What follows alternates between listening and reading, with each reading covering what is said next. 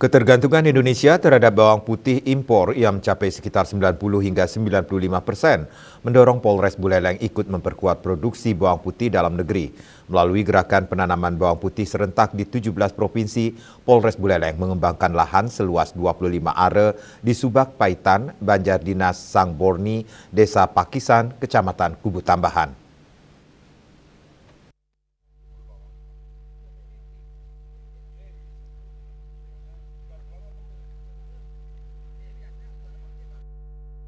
Sebanyak 200 kg bibit bawang putih varietas lumbu hijau ditanam di lahan milik Made Sukrawan menggunakan pupuk dasar NPK Mutiara oleh Kapolres Buleleng AKBP Ruzi Gusman bersama jajaran.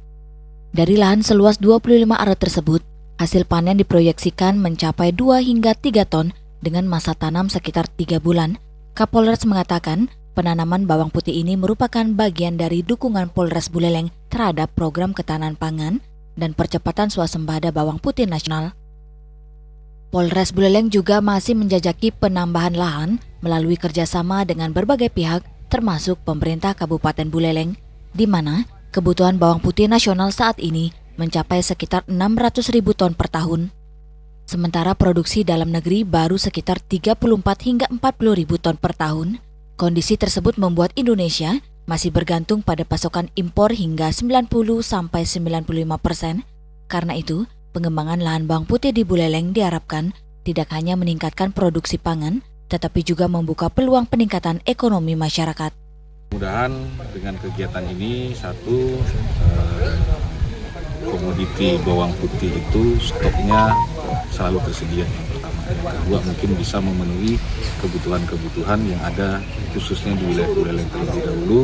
Dan yang ketiga, tentunya ini bisa meningkatkan perekonomian yang ada, termasuk kepada rekan-rekan kelompok tani yang melaksanakan penanaman.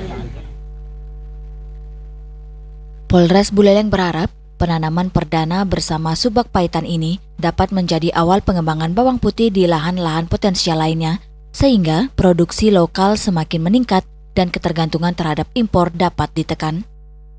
Yasriuli, Bali TV.